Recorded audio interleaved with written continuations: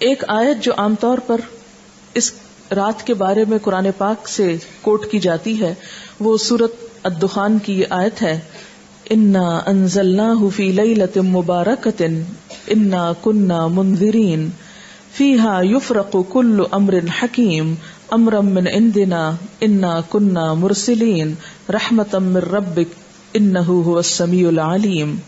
ترجمہ ہے اس کا، بے شک ہم نے اسے برکت والی رات میں اتارا ہے، بے شک ہم خبردار کرنے والے ہیں، اس میں بانٹا جاتا ہے ہر حکمت والا کام ہمارے پاس کے حکم سے، بے شک ہم بھیجنے والے ہیں تمہارے رب کی طرف سے رحمت، بے شک وہی سنتا جانتا ہے۔ یہ آیات مکہ معظمہ میں نازل ہوئیں، واقع معراج سے قبل نازل ہوئیں۔ اس وقت 5 وقت نماز بھی فرض نہیں ہوئی تھی، روزے ویسے ہی 2 ہجری میں فرض ہوئے، اور مکہ میں بقی نام کا کوئی قبرستان تک نہ تھا، لہذا جو یہ بات مشہور کی گئی کہ اس رات میں فیصلے ہوتے ہیں، اور حضور صلی اللہ علیہ وسلم سے وہ ایک بہت بڑی روایت منسوب ہے کہ آپ صلی اللہ علیہ وسلم بقی والوں کے پاس رات کے وقت گئے اور وہاں پر آپ نے ان کے لیے دعائے مغفرت کی، تو اس کی کوئی بھی حقیقت نہیں ہے۔ بات یہ ہے کہ یہ آیت کیا بتاتی ہے، اس کی وضاحت دیکھیے، اس میں کیا لکھا ہے۔ پہلے یہ بتا دوں کہ اس آیت کے بارے میں لوگوں نے یہ مشہور کر رکھا ہے کہ یہ 15 شعبان کے بارے میں ہے۔ یعنی سورۃ دخان کی یہ آیتیں عام طور پر آپ دیکھیں گے کہ ٹیلی ویژن میں 15ویں شب کو مختلف پروگرامز کے شروع میں کوٹ کی جاتی ہیں، پڑھی جاتی ہیں، اور لوگوں کو اس آیت کے ریفرنس سے یہ بتایا جاتا ہے کہ یہ 15 شعبان ہے۔ حالانکہ اس آیت کا نزول کب ہوا؟ مکہ میں ہوا، اور مکہ میں معراج سے قبل۔ اور پھر اس آیت میں جو بات پتہ چلتی ہے وہ کیا کہ اس مبارک رات میں قرآن پاک نازل کیا گیا، انا انزلناہ فی لیلۃ مبارکۃ۔ قرآن پاک ہی کی ایک اور آیت سے کیا پتہ چلتا ہے کہ قرآن پاک کب نازل ہوا؟ آپ بتائیے۔ رمضان میں نازل ہوا۔ سورۃ البقرہ کی آیت شہر رمضان الذی انزل فیہ القرآن، کہ رمضان وہ مہینہ ہے جس میں قرآن پاک نازل کیا گیا۔ پھر وہ رات شعبان میں کیسے آ گئی؟ پھر دوسری بات یہ ہے کہ سورۃ القدر کے شروع میں کیا آتا ہے؟ انا انزلناہ فی لیلۃ القدر، اور لیلۃ القدر کون سی ہے؟ وما ادراک ما لیلۃ القدر، لیلۃ القدر خیر من الف شہر تنزل الملائکۃ والروح فیہا باذن ربہم من کل امر سلام ہی حتی مطلع الفجر۔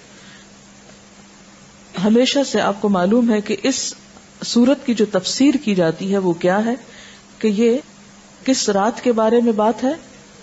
لیلۃ القدر کے بارے میں۔ اور لیلۃ القدر کیا شعبان میں ہوتی ہے یا رمضان میں؟ رمضان میں۔ اور رمضان کی کون سی رات ہوتی ہے؟ اس کے بارے میں تاکید سے نہیں بتایا گیا کہ کون سی رات، ہاں آخری عشرے کی رات ہے۔ اور اس کی تفصیل کہاں سے پتہ چلتی ہے؟